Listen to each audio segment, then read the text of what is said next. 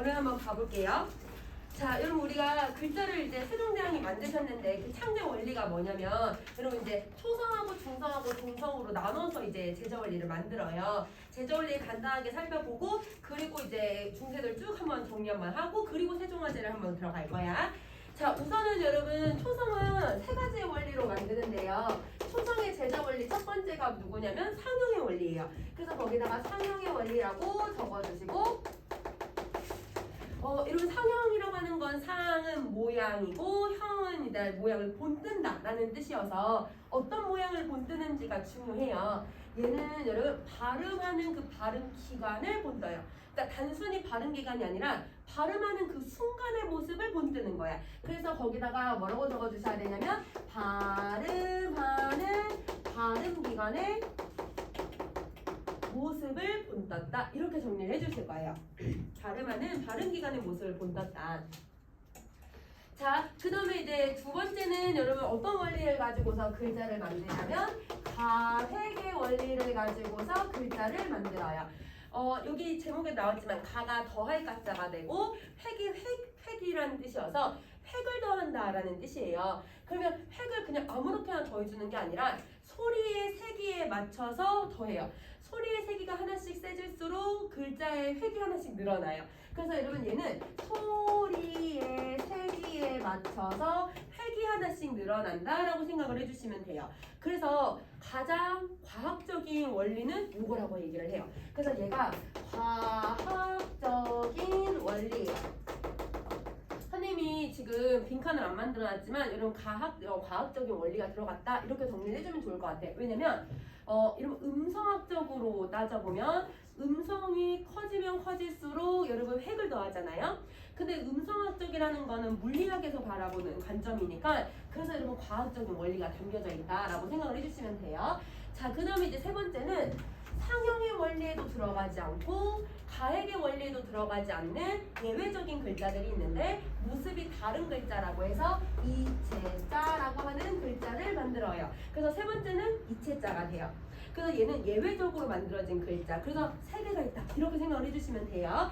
자, 그러면 이제 자음 체계를 한번 볼 건데 자음 체계는 여러분 우리가 지금 현대국어랑 좀 비교를 해야 될 것 같아요. 왜냐면 현대국어도 음운 변동이랑 음운 체계를 여러분 다 배우셨잖아요. 그래서 현대국어의 음운 체계랑 다 비교를 해본다면 우리 현대국어는 여러분 5군데에서 소리가 나요. 여러분 이제 입술, 그 다음에 윗잇몸, 그 다음에 센입 천장, 여린입 천장, 그 다음 목청 이렇게 5군데인데 얘도 비슷해. 이름이 근데 좀 다를 뿐이야. 그러면 어떻게 해야 하냐면 제일 먼저 여러분 대부분 이제 아음이라고 먼저 얘기를 해요. 근데 선생님이 거기 이제 지워야 되는데 하얀색으로 글자가 쓰여져 있기는 해요. 여러분 그죠? 여러분 이제 순우리말로는 여러분 이게 어금니 소리라고 얘기를 해요. 자, 그러면 어금니 소리 같은 경우는 여러분 우리 지금 뭐랑 비슷하냐면 여린입 천장 소리랑 비슷해. 어금니에서 소리가 난다고 했으니까. 그래서 얘는 여린입 천장이랑 비슷하구나 이렇게 생각해 주시면 되고 두 번째는 이제 설음이라고 해서 혓소리. 그럼 이 혓소리는 지금의 뭐랑 비슷하냐면 치조음이랑 비슷해요. 그러니까 우리 윗잇몸 소리랑 비슷하다라고 생각을 해주시면 돼요. 자, 그 다음에 이제 누가 있냐면 여러분 이제 순음이 있는데 순음은 그러면 입술 소리에 해당하는 거지. 자, 그럼 여러분 이 순음은 양순음이라고도 하는데 그냥 선생님은 순음이라고 표시를 할게요. 그래서 얘는 입술 소리라서 현대국어랑 비슷하고 그 다음에 여러분 또 누가 있냐면 치은이라고 하는 애가 있어요. 얘가 입소리인데 이게 현대국어랑 달라요. 현대국어는 샌립 천장에서 소리가 나거든요. 근데 옛날에는 치음에서 소리가 났으니까 옛날 지금보다 얘들아 좀 앞에서 소리가 나는 그런 음운이다 라고 생각을 해주면 돼. 그래서 나머지는 다 똑같은데 후음도 목청 소리여서 우리랑 지금이랑 비슷한데 근데 여러분 얘만 조금 차이점이라고 생각을 해주면 이해하기 쉬울 것 같아. 자, 그럼 이렇게 5군데에서 소리가 나고요. 그 5군데에서 여러분 어떤 모양을 본뜨는지를 한번 해볼게요. 상형의 원리예요. 여러분 다음은 여러분 우리가 지금 현대국어에서 어금니 소리의 가장 기본 소리가 누구냐면 기역이거든요. 그래서 여러분 기역이라고 하는 기본자를 만들어요. 자, 설음은 여러분 혀가 얘들아 윗잇몸에 이렇게 붙는 모습을 그대로 본떠서 리은이라고 하는 기본자를 만들고 자, 입술이 얘들아 무, 흐, 흐, 흐 이렇게 발음을 하면 여러분 우리 이제 입술이 이렇게 붙었다가 떼지는 그 순간을 본떠서 네모를 만들어요. 그래서 여러분 이렇게 미음이 기본자예요. 자, 그 다음 우리 송곳니. 여러분 이 모양 보면 송곳니는 뾰족하잖아요. 그래서 시옷의 글자를 만들어요. 자, 목청. 소리 내면 이제 목청에서 이렇게 목청이 보이잖아요. 그 목청의 동그란 모습을 본떠서 이음을 만들어요. 그러면 여러분 지금 선생님이 상형자 5개를 만들었죠. 근데 이건 이제 상형자라고도 하고 기본자라고도 해요. 그래서 선생님 빈칸을 안 만들어놨지만 여러분 이 상형자 5개가 기본자 5개 이렇게 생각해 주시면 돼요. 자, 그러면 아까 상형은 모습을 본뜬다고 했으니까 어떤 모습을 본떴는지 거기 아래다가 선생님 그림을 넣어놓긴 했지만 그 아래다가 조금 그림 밑에다가 조금 정리 한번 해보자. 자, 여러분 기억은 혓뿌리가 목구멍을 막는 모습을 본떴어요. 혓뿌리가 목구멍을 막는 모양을 본뜬다. 그래서 우리 그라고 발음을 하면 여러분 이렇게 혀가 이렇게 있으면 혀가 이렇게 뒤로 빠지면서 얘가 목구멍을 막는 듯한 그런 모습을 보이거든요. 그 모습을 그대로 본떠서 기역 이렇게 만들었다. 발음하는 그 순간이지, 그치? 자, 그 다음에 느 하면 여러분 여기 이천장에 있다고 하면 이렇게 혀가 이렇게 만나요. 그러면 요 모습을 본떠서 니은 글자를 만들었어요. 그래서 얘는 여러분 혀의 앞부분이 그래서 여러분 혀가 윗잇몸을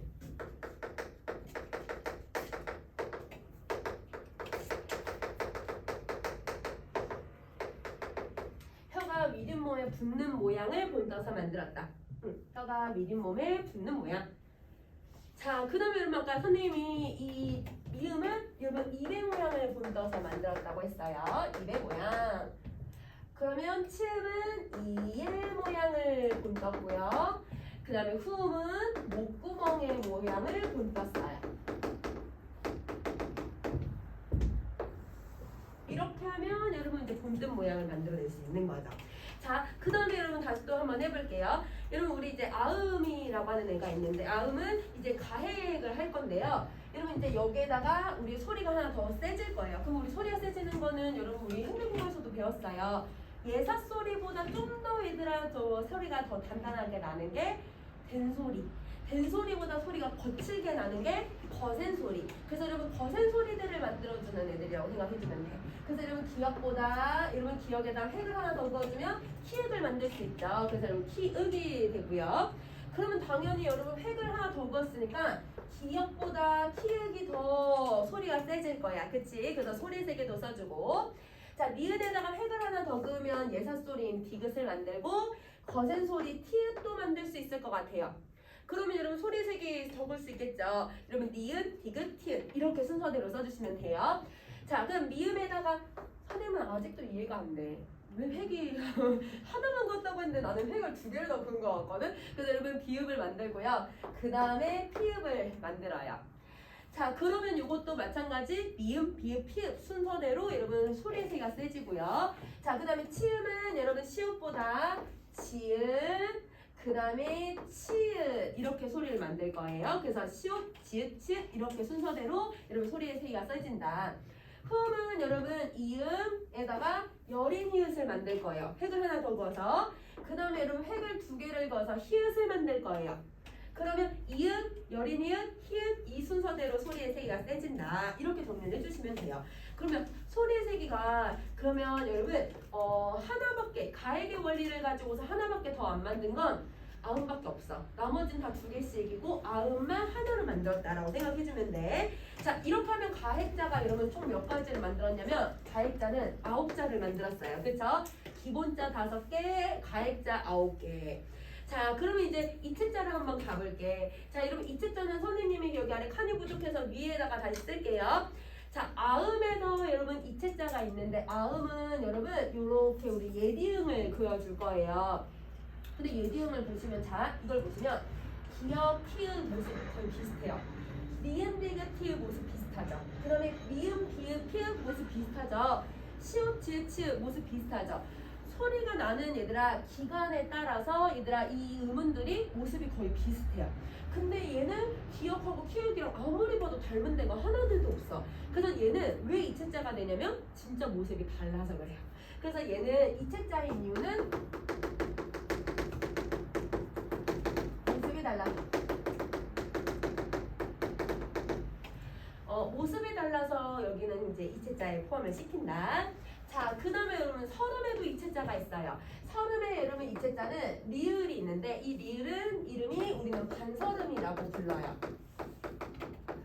자, 그럼 왜 반쪽짜리 서름이라고 표현을 하냐면 여러분 요거 보면 리은이 만약에 여기에 이렇게 있다고 한다면 리은이 이렇게 있다고 한다면 획을 몇 개를 넣으면 이 리을을 만들 수 있어요?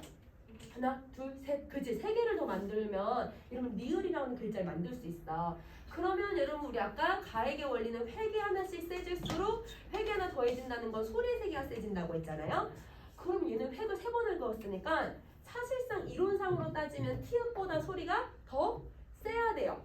근데 여러분 이 소리의 세기는 니은이랑 소리의 세기가 똑같아요. 그러면 가액의 원리에 적용되지 않아요. 그래서 여러분 얘가 이체자인 이유는 가액의 원리에 적용되지 않아서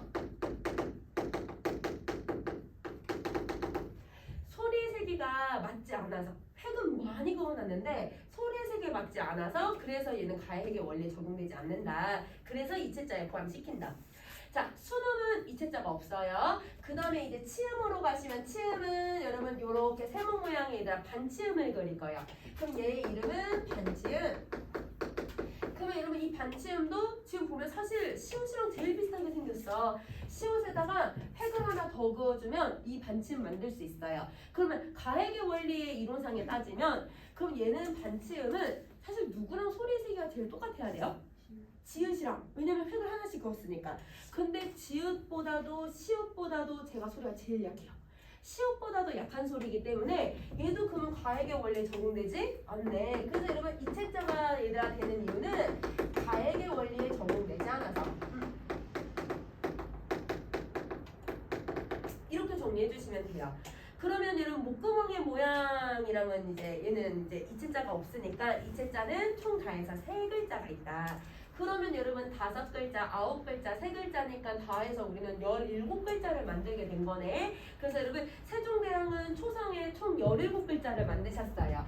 그래서 여러분 시험 문제는 좀 무슨 문제가 또 자주 나오냐면 우리 나중에 또 다른 의문들을 배우게 되는데 이 중에서 세종대왕이 만든 28자에 안 들어가는 건 뭐 이런 문제를 내기도 해서 여러분 저 17글자 기억을 해주시면 좋을 것 같아요. 자, 근데 이제 예외적으로 여러분 얘네들은 다 음가를 가지고 있는데 유일하게 음가가 없어요. 소리의 세기를 적용했다고는 하지만 음가가 없는 애가 딱 하나 있어요. 그게 선생님 아래다 써놨어. 여린이읒. 이 여린이읒은 한자음을 표기하기 위한 글자예요. 그래서 여러분 거기 빈칸에다가 여린이읒은 한자음을 표기하는 글자이기 때문에 그래서 얘는 실질적인 음가가 없다. 우리 순우리말에서는 실질적인 음가를 갖지 않는다. 이렇게 생각해 주시면 돼요. 자, 그러면 여러분 이제 넘어가서 중성의 원리를 한번 살펴봅시다. 자, 여러분 이 성형의 원리는 진짜 여러분 우리가 눈에 보이듯이 이 입안의 모습, 그 다음에 여러분 발음하는 그 모습, 이 과학적인 원리를 다 반영해서 글자를 만들었잖아요. 근데 중성은 조금 달라요. 여러분 중성은 어떤 원리를 가지고 만들었는지 한번 봅시다. 여러분 중성은 여러분 총 몇 가지 방법을 만드냐면 선생님은 3가지로 설명을 하거든요. 그래서 이제 학교에서도 여러분 3가지로 설명하신 선생님도 있고 2가지로 설명하시는 선생님이 있어요. 근데 이거는 서로 다른 건 아니고 합성을 합용이랑 같이 볼 거냐 합성과 합용을 따로 볼 거냐의 차이인데 선생님은 3가지를 다 설명을 할게. 자, 우선은 얘도 성형의 원리를 가지고 글자를 만들어요. 자, 성형은 모습을 본뜬다고 했는데 여기서의 모습은 뭘 본뜨냐면 천지인 하늘, 땅, 사람을 본떠요. 근데 이 하늘과 땅과 사람을 다른 말로 뭐라고 표현하냐면 삼재라고 표현을 해요. 자, 여러분 여기서 삼재라는 뜻이 뭐냐면 3가지 재료라는 뜻이거든요. 3가지의 재료. 뭐의 3가지의 재료냐면 우주의 근간을 이루는 3가지 재료라는 뜻이에요. 그래서 얘는 우주의 삼라만상을 이루는 이런 뜻이에요. 여러분 삼라만상이 뭐냐면 우주의 섭리, 이치라는 뜻이에요. 옛날 이제 동양 철학에서는 우주를 이루고 여러분 이 세계를 이루는 세 가지의 요소가 하늘과 땅과 사람이라고 생각을 했어. 그래서 그 우주의 삼라만상을 본떠서 글자를 만들었기 때문에 앞에 얘들아 초성은 정말 눈에 보이고 이러면 과학적이고 되게 실질적인 걸 본떠서 글자를 만들었다면 얘는 철학적인 내용이 들어가 있는 거예요. 그래서 얘는 여러분 동양 철학적인 내용을 바탕으로 글자를 만들었다 이렇게 생각을 해주시면 돼요. 철학적인 내용이 반영이 되어 있다. 자, 그러면 여러분 우리 만든 원리 하나씩 한번 살펴볼게. 자, 여러분 상형의 원리 제일 먼저 여러분 우리 하늘의 모습을 본떠서 빈칸에 하늘이라고 써주시고 어떤 기본자를 만드냐면 아래아라고 하는 기본자를 만들어요. 자, 그 다음에 여러분 바로 두 번째 줄 바로 갈게요. 자, 두 번째 그 다음에 땅의 평평한 모습을 본떠서 으라고 하는 여러분 글자를 만들어요. 자, 그 다음에 이 땅 위에 서 있는 사람의 모습을 본떠서 이라고 하는 글자를 만들 거예요. 자, 그러면 이 아래 안은 여러분 빈칸 안 만들어놨으니까 기본자 옆에다가 조그맣게 써줘 얘들아. 얘는 하늘을 상징하고 있으니까 하늘은 옛날에는 대부분 남자를 하늘이라고 상징하고 여자를 땅이라고 상징했다. 근데 요즘은 반대로 하더라고요. 자, 그러면 남자를 하늘이라고 했던 이유는 남성 하늘은 양의 기운을 가지고 있고 여성과 땅은 음의 기운을 가지고 있다고 생각을 했어. 동양 철학에서는 양의 기운을 가지고 있고 음의 기운을 가지고 있고 사람은 여러분 딱 중간의 성격을 가지고 있는 중성의 성질을 가지고 있다고 생각을 했어요. 그러면 여러분 여기서는 글자 안에서 뭘 가지고 있냐면 음양의 조합까지도 이루고 있는 거네요. 그래서 여러분 동양 철학에서 여러분 우주의 삼라만상만 다룬 게 아니라 음양의 조합까지도 고려해서 글자를 만들었다. 그래서 얘는 음양의 조화를 고려. 그래서 얘는 정말 철학적인 내용이야. 그래서 이 자음을 중성을 만든 거는 정말 철학적인 내용이 담겨져 있다. 이렇게 생각해 주시면 돼요. 자, 근데 여러분 거기 이제 혀의 모습이나 소리는 이거는 여러분 학교에서는 잘 설명 안 하는데 모의고사에는 한번 나온 적이 있고 시험에는 한번 나온 적이 있어서 선생님 그냥 써줄게. 같이 한번 봐보자. 얘들아 아하고 얘가 아랑 비슷한 소리니까 아하고 이하고 발음을 같이 한번 해보면 아는 여러분 약간 오하고 아 사이 이 아래 하는 아랑 오 사이를 발음을 같이 할 거라서 혀가 약간 여러분 이렇게 말려요. 그래서 오, 아 이렇게 아니라 혀가 이렇게 아니라 이렇게 약간 말려요. 근데 이 하면요 혀가 이렇게 쭉 펴져 있거든요. 그래서 여러분 아래아일수록 혀가 오그라져 있어요. 그래서 여러분 여기에 혀가 오므려서 발음을 한다 이렇게 생각하면 되고 그러면 이는 혀가 쭉 펴져서 발음을 하니까 얘는 안 오므려서 발음을 해요. 그러면 은은 어떻게 발음할까요? 조금만 오므리겠죠. 그래서 여러분 은은 조금 오므리어서 발음을 한다. 이렇게 생각을 해주시면 돼요. 자, 그 다음에 아라고 하는 발음하고 이라고 하면 이는 약간 상대적으로 이런 소리가 얘들아 약간 높고 아는 약간 상대적으로 소리가 저음이야. 소리가 저음이니까 소리가 어떻다고 표현하냐면 깊다라고 표현을 하고요. 그 다음에 이 같은 경우는 소리가 높으니까 소리가 얕다라고 생각을 해요. 그러면 여러분 은은 깊지도 않고 얕지도 않은 상태. 그래서 얘는 깊지도 얕지도 않은.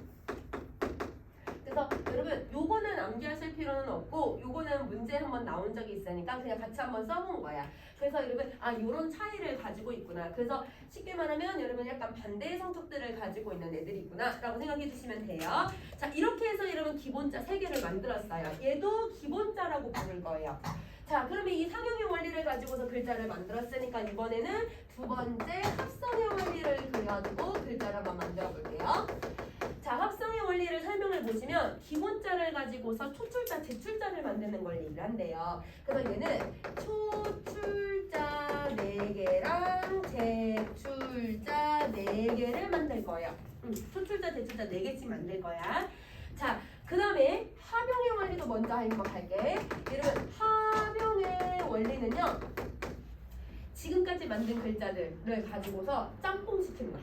그러니까 합용이라고 하는 글자가 들어가면 서로 다른 걸 합친다 라는 뜻이거든요. 그래서 얘는 기본자, 초출자, 제출자를 조합해서 만든다고 하지만 합용이라는 말 자체에 그냥 여러 가지의 글자를 합쳐서 만드는 글자 이렇게 생각을 해주면 돼. 왜냐면 뒤에 가서 또 합용명사라고 하는 애를 또 배울 거야. 그래서 얘는 합친다라고 한다면 그러면 여러분 이제 표에다가 우리 정리할 수 있을 것 같아요.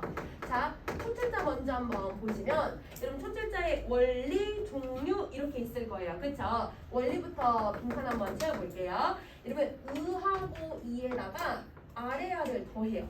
의하고 이에다가 아래아를 더한다. 자, 그러면 이걸 가지고서 여러분 지금 4개의 글자 선생님 거기다 써놨죠? 그러면 여러분 아래아에다가 의를 만났으니까 여러분 요거는 오라고 하는 글자를 만들고 이에다가 여러분 아래아를 만났으니까 아라고 하는 글자를 만들고요.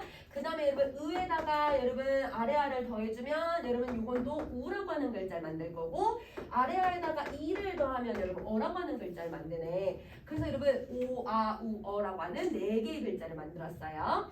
자, 그러면 이제 제출자를 갈게요. 여러분 제출자는 어떤 원리를 가지고 있냐면 초출자에다가 아래아를 또 더할 거예요. 이렇게 더할 거예요. 그래서 초출자에다가 아래아를 더한다. 자, 그러면 여러분 오라고 하는 글자에다가 아래아를 또 더해주면 여러분 요라고 하는 글자를 만들 거고 아에다가 여러분 아래아를 또 더하면 여러분 야라는 글자를 만들 거고 우에다가 아래아를 만나면 유라는 글자를 만들고 그 다음에 여러분 우리 어에다가 아래아를 더해주면 여라는 글자를 만들 거예요. 그러면 자 우선은 여러분 초출자를 가지고서 대부분 어떤 성격의 글자를 만들었냐면 현대국어의 단모음의 성격을 가지고 있는 애들을 만들었어요. 현대국어의 단모음의 성격을 가지고 있는 글자. 그런데 제출자를 보면 여러분 요거는 현대국어에서 단모음이 아니라 무슨 글자에 해당하냐면 이중모음에 해당하는 글자를 만들었네. 자, 그러면 이렇게 한번 생각을 해보자. 그러면 옛날 이제 조선시대 때에는 제출자라고 하는 글자를 어떻게 만들었냐면 음성학적이랑 제자원리로 나눠서 한번 볼 거예요. 이 제출자는 글자를 만드는 제자원리에 따라서면 초출자에다가 아래아를 하나씩 더해준 거야. 글자를 만들 때에는. 그치? 그런데 우리가 음성으로 한번 생각을 해보자. 여러분 음성이라는 건 발음을 하는 거니까 발음으로 따지면 여러분 사실 초출자에다가 아를 더한다고 얘들아 이렇게 소리가 나지 않아요. 우리 여러분 요야 여유를 얘들아 소리를 내려면 초출자에다 뭘 더해줘야 되냐면 반모음이를 더해줘야 돼요. 맞아요. 그래서 여러분 음성학적으로 따지면 반모음이에다가 초출자를 더해야 해요. 그래서 여러분 제자 원리하고 음성이랑 만드는 원리가 사실은 달라요. 그렇죠. 그래서 여러분 제자 원리로 따지면 아래아를 더해서 그냥 그릴 때 아래아를 더해가지고 글자를 만들었다면 소리로는 여러분 반모음이가 들어가 있는 방식으로 소리를 낸다. 이렇게 생각을 해주면 될 것 같아. 이렇게 하면 여러분 제출자까지 만들었어. 자, 그러면 제출자를 만들었으니까 여러분 우리 이제 뭘 하냐면 합용자를 만들 건데요. 그러면 요 두 가지가 합성자예요. 그러면 이 합성자는 총 8개를 만든 거죠. 그쵸? 자, 그러면 이제 합용자를 한번 만들어 봅시다. 자, 여러분 합용자를 만드는 원리를 여러분 선생님이랑 같이 한번 쭉 정리를 한번 해볼 건데요. 원리에 따라서 여러분 그 어떤 애들을 만들어냈는지 거기다 정리를 해볼 거야. 자, 그러면 원리는 첫 번째 어떤 원리를 가지고 있냐면 우리 지금 만든 글자에다가 여러분 이제 초출자 만들었잖아요. 초출자끼리 결합을 시킬 거예요. 그러면 첫 번째는 초출자하고 초출자를 결합해서 만든다.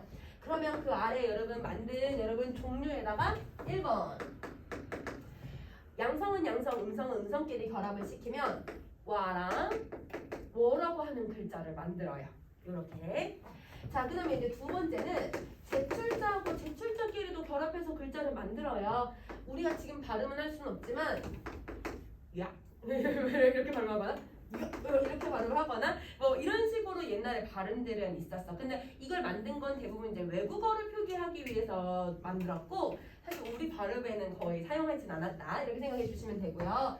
세 번째는 여러분 뭐냐면 초출자고 제출자 만들었잖아요. 거기에다가 이를 한 번씩 또 더해줘요. 그래서 초출자하고 제출자에다가 이를 한 번씩 더한다. 그러면 여러분 어떻게 하냐면 아, 어, 오, 우가 있는데 초출자에다가 이를 하나씩 더해주면 에, 위.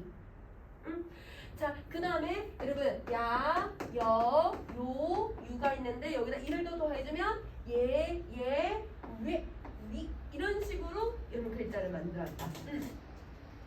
자, 그 다음에 여러분 네 번째 방법이에요. 여러분 네 번째 같은 경우는 기본자에다가 다시 또 이를 더할 거예요.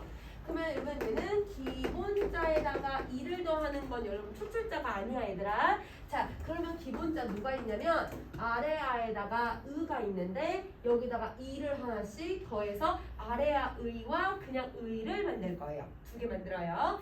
자, 그 다음에 다섯 번째 가볼게요. 여러분 다섯 번째는 누구를 만드냐면 합성자. 자, 여러분 우리 합성자 여러분 이렇게 해서 글자 8개 만들었잖아요. 그러면 이제 합성자, 합용자. 합용자 이렇게 만들었잖아요. 합용자에다가 이를 더할 거예요. 합용자에다 이를 더하자. 자, 그러면 어디에다가 이를 더할 거냐면 요 1번에다가 얘들아 이를 한 번씩 더해줘. 와에다가 이 더하면 왜가 되고 그 다음에 여러분 워에다가 이를 또 더하면 왜가 되잖아. 그치? 이런 식으로 글자를 더 만들어주는 거야. 그러면 여러분 이런 식으로 글자를 만드니까 되게 효율적이죠. 글자를 내가 필요한 거에 맞춰서 글자를 만들 수 있으니까 세종대왕이 글자를 만드신 원리는 매우 효율적인 글자를 만드셨다. 자, 근데 여기까지가 아니라 모음의 종류를 포함하는 건 아니고 세종대왕이 만드신 28개의 글자는 기본자하고 여러분 합성의 원리로 만든 글자만 포함을 시켜요. 그래서 여러분 우리 아까 기본자 3개, 초출자 4개, 그 다음에 제출자 4개, 그러면 여러분 총 다해서 몇 개를 만들었냐면 11글자를 만들었죠. 이 11자가 중성의 여러분 기본적인 글자라고 생각을 해주시면 돼요. 그래서 여러분 중성은 총 11자, 아까 초성은 17자, 그래서 28자를 만드셨다. 이렇게 생각해 주시면 돼요. 자, 그러면 여러분 여기까지 했으니까 이제 3번에 여러분 이제 우리 종성을 한번 가볼게요. 3번 종성. 자, 여러분 종성은 다시 만들진 않아요. 왜냐면 되게 또 하나의 글자를 만들면 이거 배우는 사람들이 되게 어려워지고 그 다음에 글자가 많아지면 사실은 되게 부담이 되거든요. 그래서 글자를 되게 간결하게 만들기 위해서 이거는 초성을 다시 쓰자라고 약속을 해요. 그래서 그거를 어떻게 표현을 했냐면 종성, 부용, 초성이라고 하는 글자를 사용을 해요. 종성, 부용, 초성. 종성, 부용, 초성. 자, 그래서 여러분 종성은 초성을 다시 사용한다 이런 뜻이야. 그래서 종성은 초성을 다시 사용한다 이런 뜻이어서 우리가 예를 들면 만약에 여러분 우리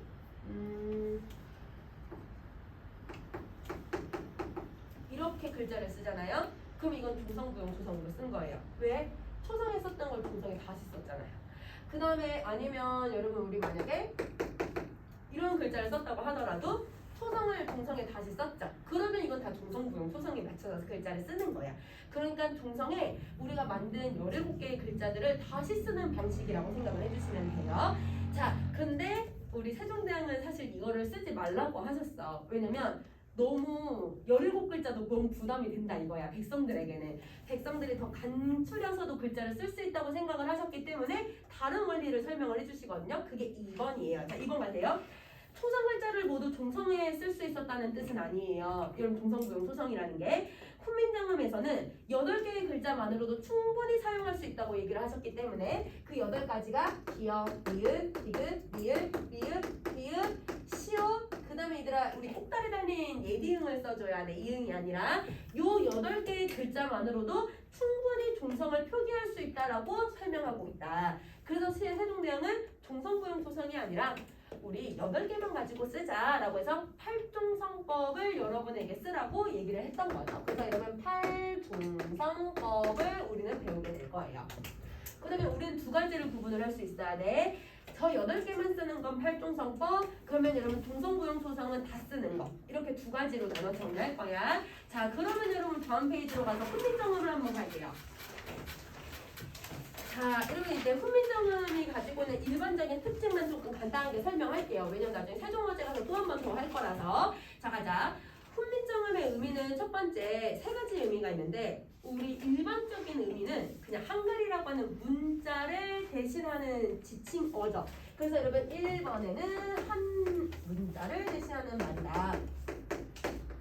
자, 근데 문자를 대신하는 말이기도 하지만 두 번째 우리 문자를 여러 사람이 사용할 수 있도록 그 사용 방법을 자세히 풀어서 설명한 해설서의 제목이기도 해요.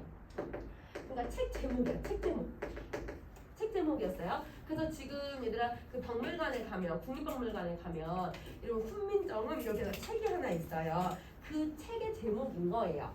자, 그 다음에 이러면 이제 세 번째, 이 훈민정음의 말을 그대로 우리가 이제 번역을 한번 해보자면, 백성을 가르치는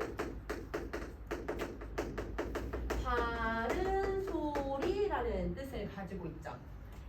자, 백성을 가르치는 바른 소리라는 이 뜻에서 우리는 뭘 알 수가 있냐면, 제목 자체에도, 책 제목에도 문자를 가리키는 이 제목에서도 세종대왕이 백성을 사랑하는 애민정신을 가지고 계셨구나. 그래서 이 세종대왕이 백성을 사랑하는 애민정신이 가장 잘 드러나는 부분이 바로 여러분 제목이다, 이렇게 생각해 주시면 돼요. 자, 그러면 이 훈민정음을 언제 얘들아 만들었냐면 세종 25년에 만들었어요. 그게 1443년에 만들죠. 근데 바로 여러분 너희들 사용해라 이렇게 하진 않으시고 스스로 책도 만들어 보시고 뭐 백성들에게나 농민들에게도 가르쳐 보시고 실제로 뭐 본인이 직접 농사 지으시면서 얘들아 그걸 가지고서 책을 또 만들어 가지고 학생들 농민들에게 배포도 하고 이 기간을 한 3년 정도로 잡아요. 그래서 여러분 반포는 46년에 하게 돼요. 그래서 요 사이에 나왔던 책들이 용비어창과 월인청강지구, 여러분 석보상절 이런 책인데 이 책들이 쓰는 방식이 다 달라.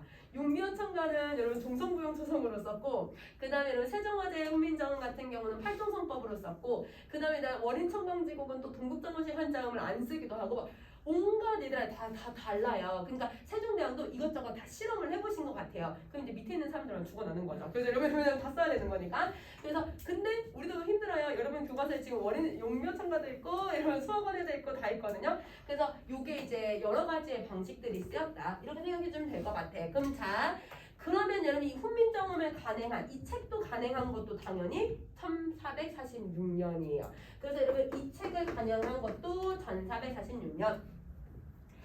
자, 그러면 여러분 이제 해례본에 담겨져 있는 우리말의 특징을 좀 정리 한번 해볼게. 자, 우리말의 특징은 첫 번째 어떤 특징을 가지고 있냐면, 아까 얘들아 우리 자음과 모음 다 합쳐서 28자를 만들었다라고 하는 게 특징. 여러분 알파벳은 여러분 몇 개? 20? 여기요? 여기 쓰였어. 하고 서에 25개인가? 있나? 아무튼 그리고 우리는 28개. 의문의 개수가 다르죠. 자, 그 다음에 여러분 여기서 그러면 자음이 아까 몇 개였냐면 17자에다가 그 다음에 여러분 우리 모음이 11자 이렇게 정리해 주시면 되고, 자, 이렇게 글자를 만드신 가장 기본적인 원리는 글자랑 소리를 1대1로 대응을 시켰어요. 근데 여러분 자, 알파벳 같은 경우는 A를 한번 보시면 A가 어떨 때는 A로 발음되고 어떨 때 L로 발음하고 이들 발음이 다 다르잖아. 근데 우리는 발음하고 표기가 하나씩밖에 없어. 그래서 얘는 글자하고 소리가 1대1로 대응되는 문자체계다, 이렇게 생각하시면 되고, 그 다음에 이제 세 번째는 뭐냐면 우리말은 여러분 음소 문자예요. 여러분 우리 음소는 여러분 음운할 때 배웠거든요. 음운할 때 자음, 모음은 음소, 비분절 음운은 운소 이렇게 정리를 했어요. 그래서 여러분 음소라고 하는 건 자모음으로 소리를 낼 수 있는 애들을 얘기를 해요. 그래서 여러분 소리를 낼 수 있는 문자이기도 하면서 음절 문자이기도 해요. 자, 여러분 음소 문자는 자모음으로 소리를 내는 글자고, 음절 문자는 한 글자를 모아쓰기를 하는 글자라는 뜻이야.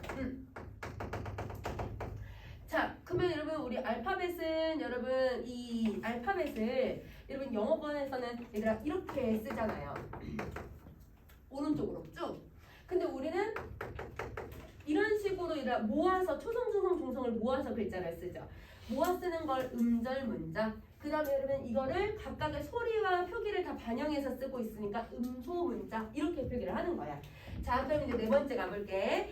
이렇게 해서 얘가 음절 문자를 만들었기 때문에 우리는 모아쓰기를 하고 있다. 아까 3번이랑 비슷한 말이야. 모아쓰기를 해서 음절을 이루기 때문에 사실 독해하기는 매우 수월하다. 이렇게 정리를 하는 거죠. 자, 그러면 여러분 세종대왕이 이 창제 왜 이걸 만드셨을까? 이걸 정리해 볼게요. 자, 여러분 제일 중요한 건 한자는 우리말과 너무 달랐어요. 여러분 우리 고대국어 배웠던 거 보세요. 너무 어렵잖아요. 그거 어떻게 옛날 사람들이 썼을까? 진짜 써놓고 몰랐을 거야 분명. 그래서 여러분 이건 너무 어렵다. 그래서 여러분 한자는 우리말과 다른 중국의 문자를 가지고 왔기 때문에 우리말을 표현하는데 일정한 한계가 있다고 생각을 했던 거예요.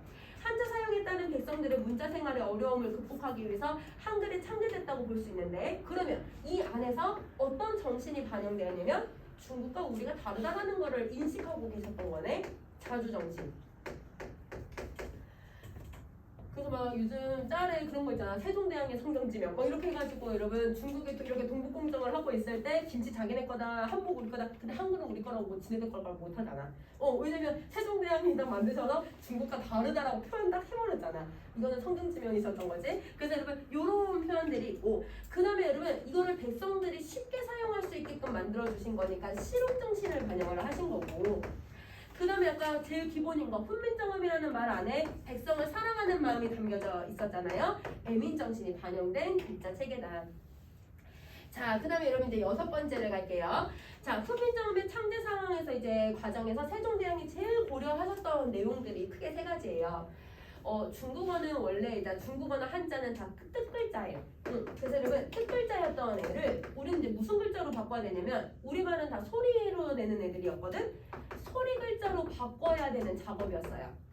여러분 거의 신라 시대부터 고구려 시대부터 삼국 시대부터 여러분 그 고구려 전만큼 이들 한 1000년 넘게를 계속 한자를 가지고서 뜻글자를 가지고서 우리말을 표기해 왔었어. 이거를 소리 글자로 다시 바꾸려고 하니까 이게 되게 큰 작업이었던 거지. 이게 가장 주안점 1번. 그 다음에 2번째 주안점은 뭐냐면, 아까 여러분 초성, 중성, 종성을 같이 모아 써서 효율성을 따지려고 생각을 했거든요. 초성, 중성을 나눠 쓰는 걸 3분법이라고 해요. 그래서 초성, 중성, 종성 3개로 나눴다고 해서 3분법의 원리를 적용해서 글자를 제작하려고 했다. 그리고 아까 했던 말이지만 소리하고 글자를 일치시키려고 노력을 했죠. 왜? 우리말은 소리 글자니까. 이렇게 생각해 주시면 돼요. 자, 그 다음에 이제 한글의 우수성으로 갈게요. 여러분 한글의 우수성은 왜 자주적인지 알겠죠? 중국과 다르다고 표현을 했기 때문에. 자, 독창적인 것도 왜 그래요? 세종대왕이 만드신 발명품이에요. 발명이에요. 자, 그 다음에 여러분 두 번째. 왜 과학적이냐면 아까 여러분 가액자 때문에 그렇고, 왜 체계적이냐면 소리 약간 여러분 여기 보면 지금 이 발음기관의 모습이 다 비슷해요. 이 발음기관의 모습이 다 비슷해요. 이 발음기관의 모습이 다 비슷하죠. 모습이 비슷한 애들을 체계적이라고 표현을 해요. 그래서 이건 체계적인 거고, 그 다음에 여러분 왜 경제적이고 효율적이냐면 종성 다시 안 만들었어. 근데 종성을 안 만들었음에도 불구하고 한글로 표기할 수 있는 소리가 몇 글자가 되냐면, 첫 소리는 지금 현대국어로 따져볼게요. 첫 소리는 여러분 지금 19글자를 사용해요. 우리가 초성이 이제 할 수 있는 건 현대국어로 따지면. 그 다음에 일단 중성은 21자를 지금 사용을 하고 있거든요. 근데 이제 끝소리는 우리 음절의 끝소리 규칙 적용하면 7글자만 지금 소리를 내잖아요. 이 소리의 글자를 다 바라면 이거 선생님이 계산해보니까 여러분 2793자를 이제 소리를 낼 수 있더라고요. 그 다음에 여러분 이거 아니고 우리 이제 초성 중성으로만 이루어져 있는 애들도 있으니까, 그러면 여러분 요게 한 대충 350자 정도가 되니까 요거 다 합치면 우리는 여러분 대부분 요 글자만 가지고도 여러분 우리가 소리를 낼 수 있는 건 거의 3000자가 넘어요. 근데 만약에 이거를 종성을 표기하는 것까지 표현을 하면 어마어마하네.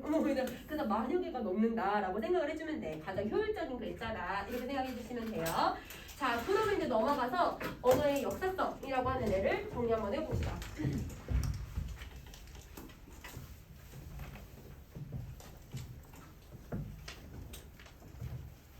자, 여러분 언어의 역사성이라고 하는 애는 여러분 언어의 변화에 따라서 나타나요. 여러분 역사가 흘러가는 것처럼 언어도 변화하게 되는데, 여러분 우리가 100년 전에 여러분 우리 이제 뭐 일단 컴퓨터 뭐 아니면 여러분 우리 휴대전화 뭐 이런 표현들이 있었을까요? 이런 글자가 없었죠. 근데 이러면 이런 글자가 새로 만들어지기도 하고, 그 다음에 여러분 혹시 슈룹이라는 거 드라마 혹시 보세요? 안 보세요? 여러분 선생님 넷플릭스 보는데 여러분 슈룹이라는 말은 선생님은 알고 있었어. 왜냐면 이제 공부를 하니까 옛날 말을 우산이라는 뜻은 알고 있었지만 사람들이 슈룹이 뭐야? 저 무슨 제목이 덧단지게 막 이런 식으로 해. 우산이라는 뜻을 모르죠. 왜? 이미 이 단어는 사용하지 않은 지 거의 얘들아 지금 한 100여 년이 넘어가고 있거든요. 그러니까 여러분 말이 죽기도 하는 거예요.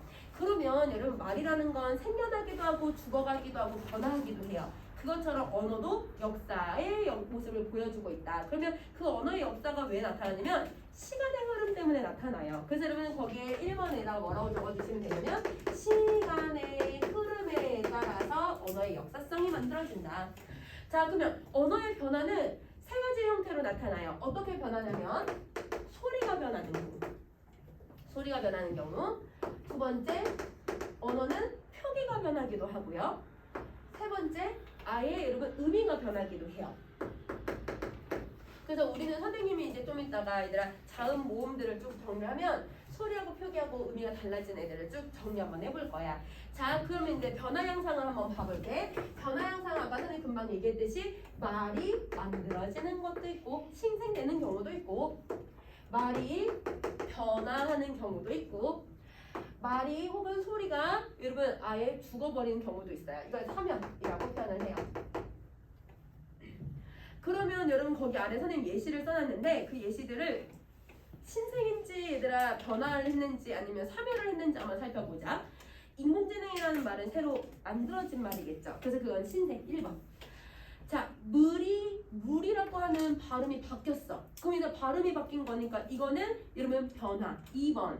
자, 그다음 매라는 단어는 이제 잘 안 써요. 이거는 3이라는 순 우리말이잖아요. 이거는 사멸. 아까 슈룹도 사멸. 스마트폰 신생. 오는 여러분 100이라는 숫자 100이라는 순 우리말이거든요. 이것도 이제 안 써요. 이것도 사멸. 놈은 여러분 옛날엔 사람을 뜻했는데 지금은 여러분 남자를 비하하는 표현으로 쓰잖아요. 의미가 변했죠. 이거는 변화. 그래서 여러분 이렇게 의미 변화가 어떻게 나타나고 혹은 의미가 새로 만들어졌는지 사라졌는지를 찾아주시면 돼요. 자, 그 다음에 여러분 의미 변화 양상은 세 가지가 있어요. 의미 변화 양상은 자, 이 변화를 좀 더 구체적으로 보는 거예요. 자, 의미가 변화하는 건 첫 번째 여러분 의미가 이동을 해요. 의미가 이동하는 건 여러분 아예 진짜 다른 뜻이 돼버리는 거야. 그래서 여러분 A라고 하는 의미에서 B라고 하는 의미로 바뀌는 것. 자, 그 다음에 의미 축소는 여러분 의미 축소는 의미가 원래 여러분 이렇게 대문자였던 애가 의미가 작아졌어. 소문자로 바뀌었어. 조금 줄어든 걸 얘기하고요. 그럼 확대는 반대 개념이겠죠. 의미가 여러분 작았던 애가 의미가 더 커졌어요. 그래서 여러분 의미의 변화 양상은 세 가지예요. 그러면 여러분 거기 선생님이 시험에 그래도 자주 나오는 애들을 쭉 넣어놨거든요. 걔네들이 어떤 애 들어가는지 한번 살펴봅시다. 여러분 싸다는 원래 비싸다라는 뜻이었다. 근데 지금은 오히려 반대로 이제 가격이 낮다라는 의미로 바뀌었잖아. 의미가 변화한 거야. 그럼 이동에 넣어줘야 돼. 이동에 넣자. 자, 그 다음에 여러분 하다라고 하는 단어는 옛날에는 여러분 많다라는 뜻이었는데 지금은 행동하다 두의 의미로 바뀌었어요. 그러면 얘도 의미가 완전 바뀌었죠. 이동에 들어가야겠다. 그치? 자, 그 다음에 여러분 놈이라고 하는 거 아까 얘기했듯이 사람이라는 뜻인데 사람에서도 남자, 남자에서도 여러분 우리 남자를 비하하는 표현. 점점 의미가 줄어들고 있네. 그러니까 여러분 이거는 남성을 비하하는 표현이니까 의미 축소해 넣어줘야 돼요. 자, 그 다음에 여러분 이제 영감을 한번 가는데 영감은 옛날에는 중3분 이상의 남성들을 가리키는 말이었어요. 그러니까 얘들아 되게 관직이 높은 사람들에게 얘들아 만약 호칭 선생님 이렇게 붙이는 것처럼 영감님 이렇게 불렀는데 지금은 나이든 남자를 가리키는 표현들이죠. 그래서 얘는 나이든 남성을 가리키니까 자, 여러분 저 첫 번째는 일단 관직이 높은 사람들은 되게 나이가 좀 지긋이 든 사람들이잖아. 관직이 가지고 있고 나이가 좀 지긋이 든 사람들을 영감이라고 표현하는데 이제는 다 나이 드는 아저씨들은 다 영감님이라고 표현을 하거든. 그 의미가 조금 더 어떻게 되고 있냐면 확대가 된 거예요. 근데 얘는 확대에다 넣어주실 거예요. 자, 그 다음에 여러분 미인이라고 하는 표현이 있는데 미인은 여러분 대부분 다 예쁜 사람, 남녀 가리지 않고 다 얘들아 잘생긴 사람 이런 의미를 가지고 있는데 근데 지금은 여러분 미인이 누구만 지칭하냐면 여성을 가리키는 표현이죠. 그러면 의미가 남녀에서 여자로 어떻게 됐어요? 축소가 일어나야 되죠. 그래서 얘도 축소에다 넣어줄 거예요. 자, 그 다음에 여러분 세수가 있어요. 여러분 세수는 옛날에는 손을 씻다라는 뜻이었어요. 근데 여러분 지금은 손 씻다예요? 지금은 손하고 얼굴을 다 씻는 걸로 늘어나잖아. 그래서 얘는 손과 얼굴을 씻다로 표현을 할 거야. 그러면 요거는 의미 확대가 일어나야지. 그치? 자, 그 다음에 여러분 어여쁘다를 갈 거예요. 어여쁘다 같은 경우는 여러분 얘는 옛날에는 불쌍하다. 근데 지금은 예쁘다. 그러니까 의미가 완전 바뀌었네. 의미 이동에 넣어줄 거야. 자, 그 다음에 여러분 짐승으로 갈게요. 여러분 짐승은 여기 이제 중생이라고 하는 말에서 온 말인데 짐승은 옛날에는 불교 용어예요. 불교 용어에서 사람과 동물, 살아있는 모든 것을 가리켰어요. 그래서 얘는 살아있는 모든 중생들을 가리켰는데 지금은 사람을 가리키는 게 아니라 동물에 한정해서 쓰는 표현이죠. 동물만 가리키고 있으니까 그러면 의미가 어떻게 됐어? 축소가 일어난 거네. 의미 축소가 일어났어요. 자, 그 다음에 말씀 같은 경우는 여러분 이제 얘가 옛날에는 말 전체를 가리키는 말이었어. 근데 이제 지금은 말의 높임만, 말의 낮춤만만 가리켜요. 그래서 여러분 말의 높임, 낮춤만 가리키고 있으니까 말 전체를 나타내고 있는 건 아니야. 그러면 의미 축소에 들어가야지. 의미 축소야, 의미 축소. 자, 그 다음에 어리다는 여러분 어리석다라는 뜻이었는데요. 근데 지금은 여러분 나이가 적다.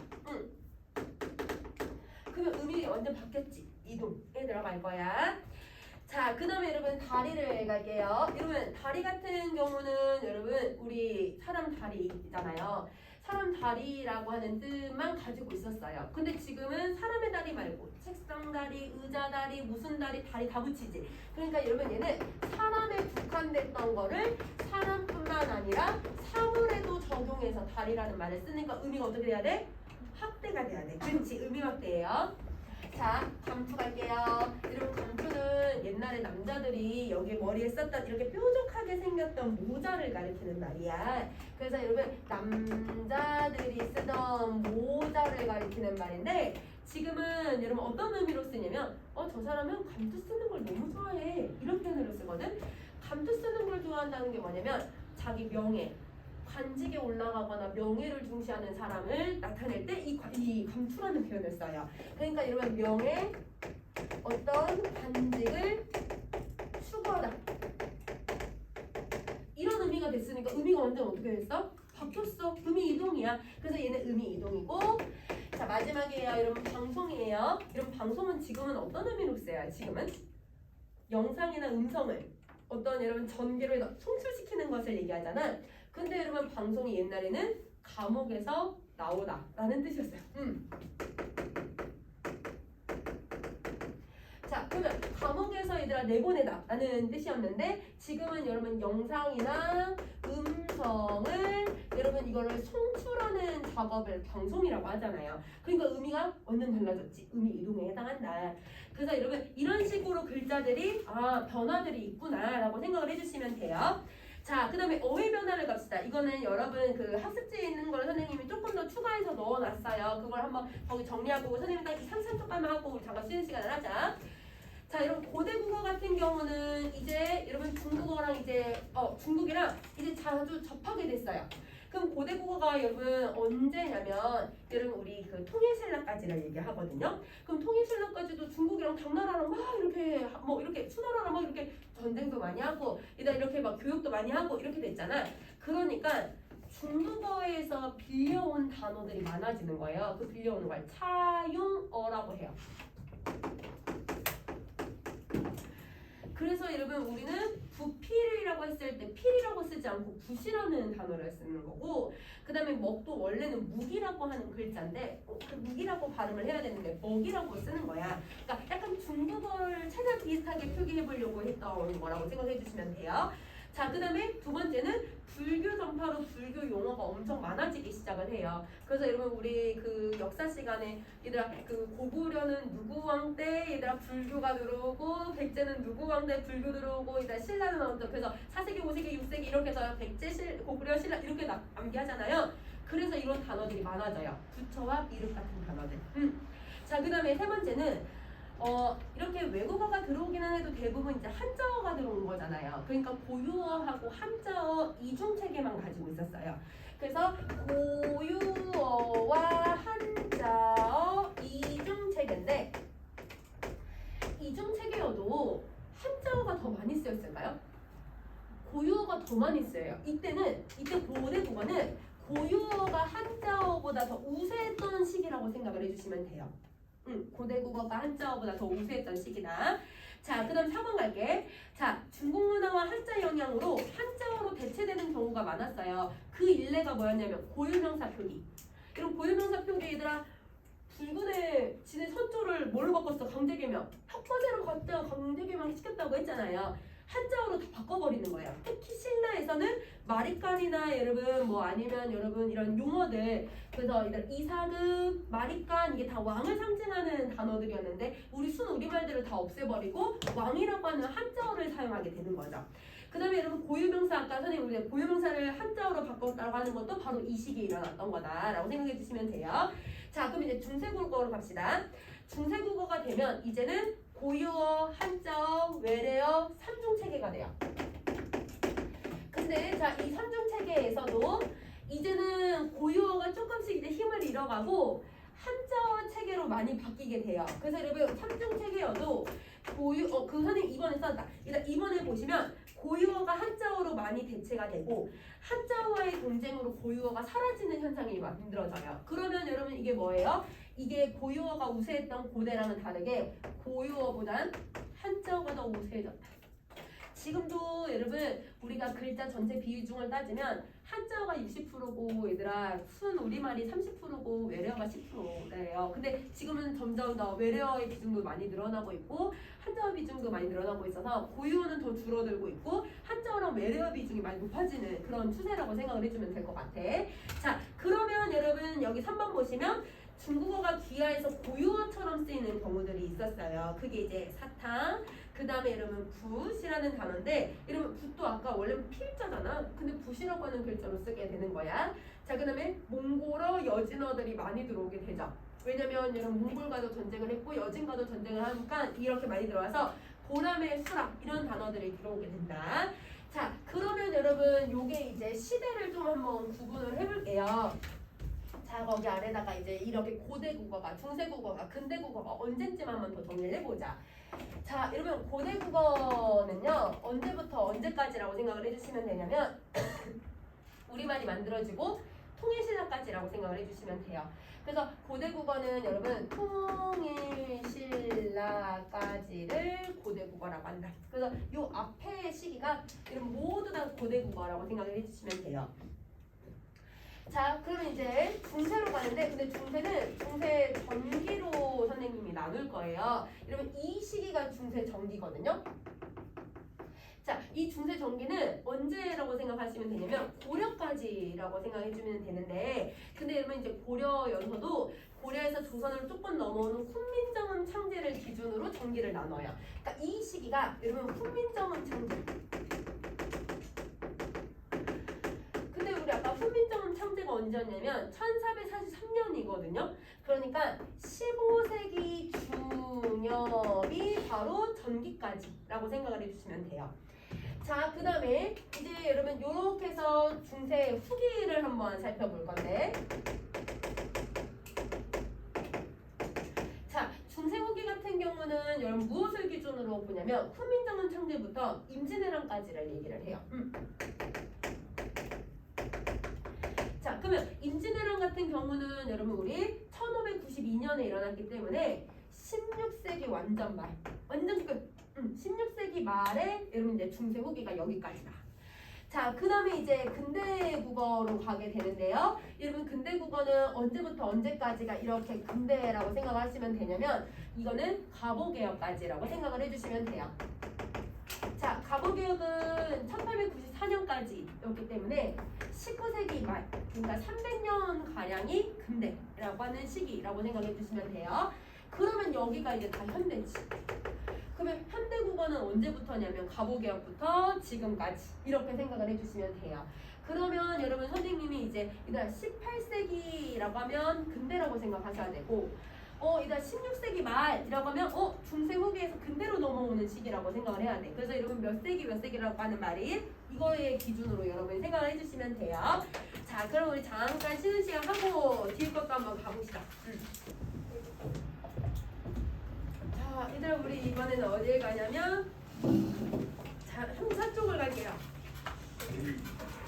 자, 세종대왕이 아까 28개의 글자를 만드셨잖아요. 그거 말고도 다른 글자를 더 만들 수가 있어요.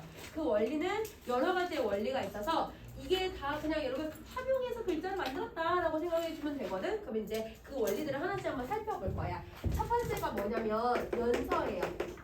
나중에 연철도 나오는데 연서랑 연철이랑 헷갈리시면 안 돼요. 연서는 이어쓰기예요. 쓰기. 그래서 얘는 이어쓰기라는 뜻이어서 글자를 어떻게 이어쓰냐면 훈민정음에서 순경음을 표기하기 위해서 만든 글자인데 순음자에다가 여러분 우리 순음이면 입술 소리니까 입술 소리 4개 누구 있어요?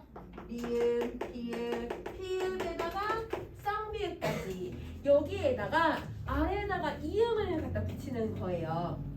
그러면 여기서 이어 쓴다라는 건 위아래로 쓴다라는 뜻이에요. 그렇게 해서 여러분 만든 글자가 선생님 거기 아래에 써놓은 거 보면 순경음 비읍을 만들고 순경음 미음, 순경음 피읍, 순경음 쌍비읍이라고 하는 글자를 만들어요. 그러면 이게 얘들 왜 2개로 선생님이 나눠놨냐면 쓰임새가 달랐기 때문이라고 생각해 주시면 돼요. 순경음 비읍 같은 경우는 여러분 얘는 순우리말에만 사용을 했어요. 그래서 얘는 순우리말에 사용.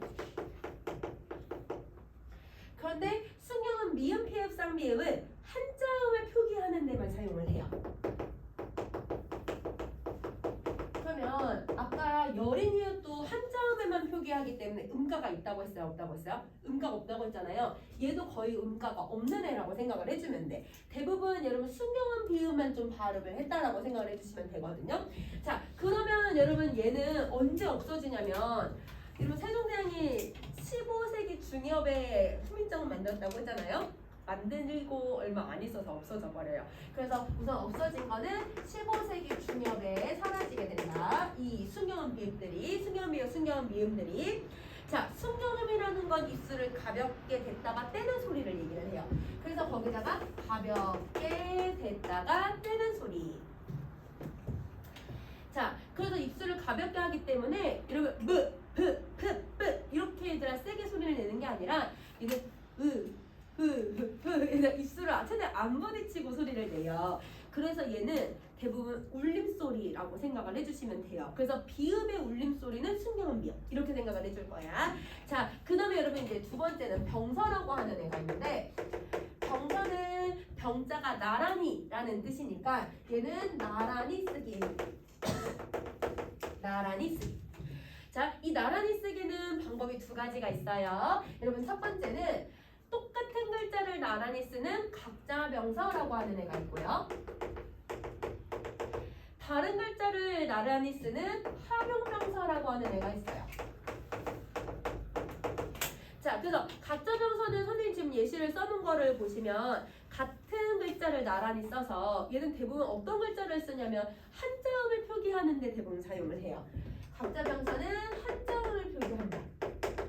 그래서 간혹 고유어에도 쓰이기는 하지만 우리가 알고 있는 지금의 된소리랑은 상관이 없어요. 그래서 이 각자병서는 우리 지금의 된소리랑은 상관이 없어요. 된소리가 아니야, 된소리. 그래서 쌍기역, 쌍디귿, 쌍비읍, 쌍시옷, 쌍지읒이라고 선생님이 예시를 써놨는데 그 예시들은 옛날에는 된소리 표기가 아니었다. 이걸 잘 기억을 해줘야 돼. 자, 그러면 거기서 여러분 선생님이 그래도 고유어로 소유를 했던 애들이 누구냐면 이응 사랑을 받아.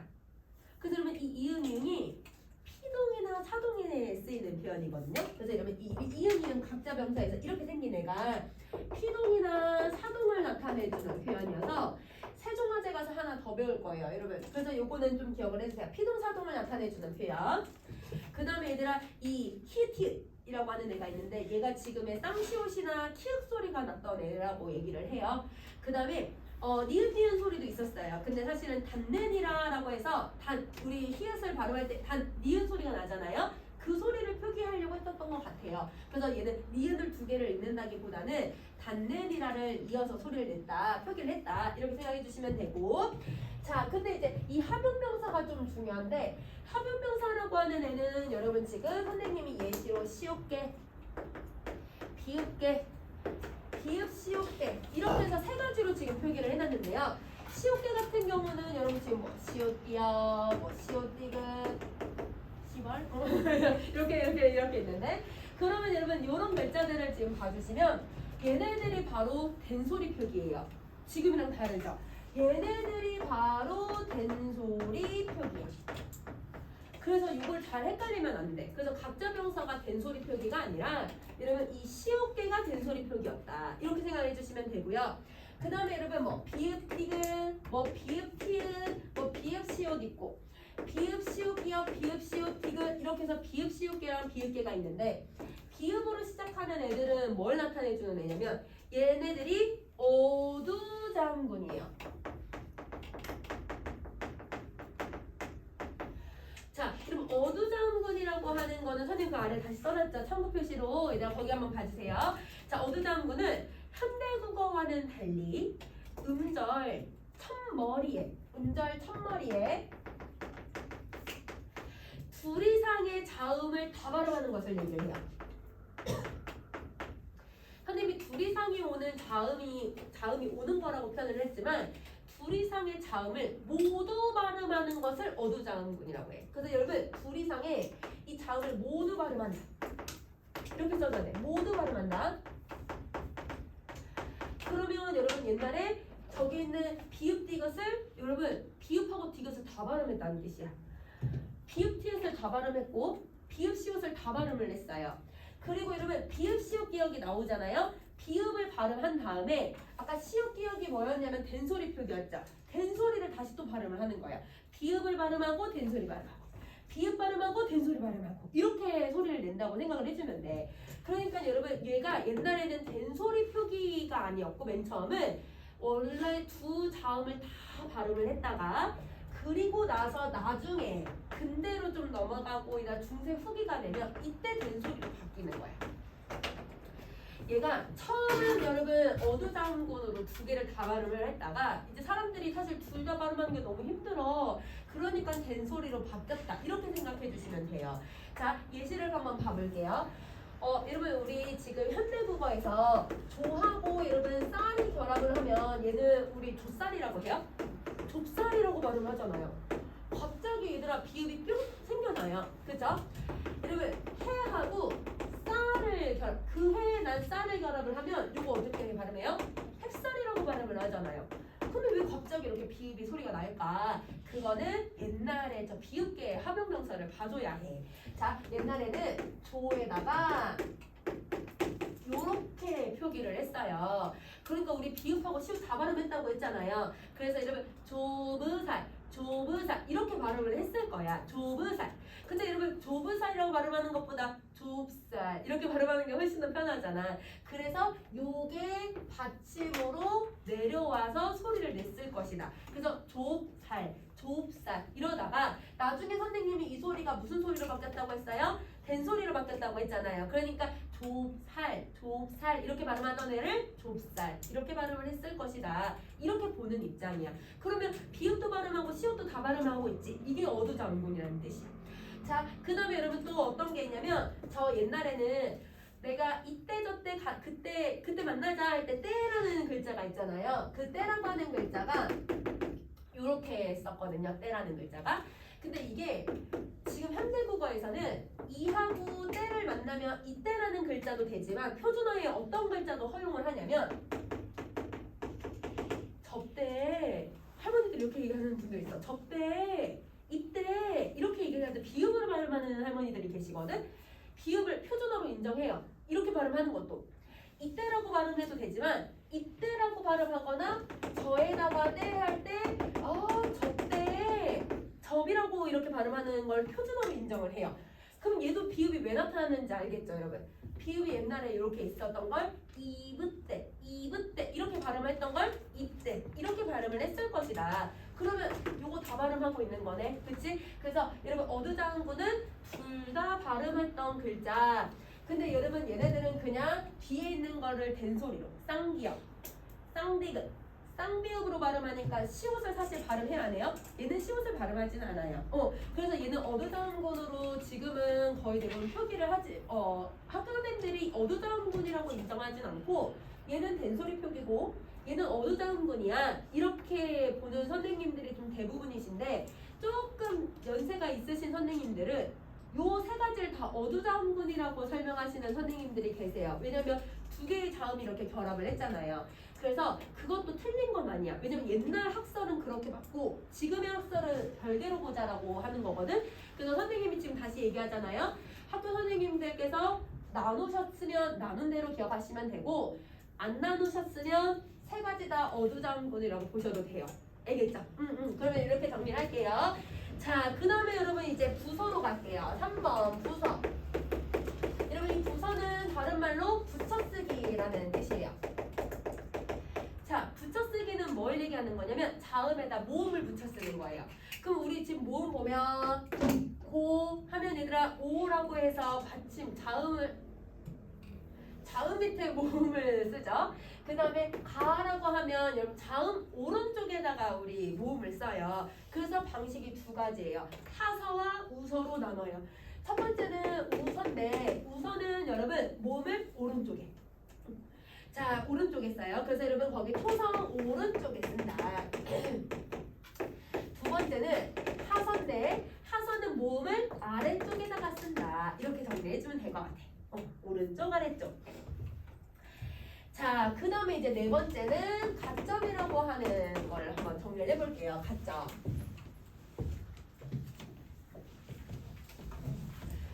여러분 이거는 점을 더한다라는 뜻이거든요. 그럼 이때 점을 더한다는 건 뭐냐면 음의 높낮이, 즉 성조.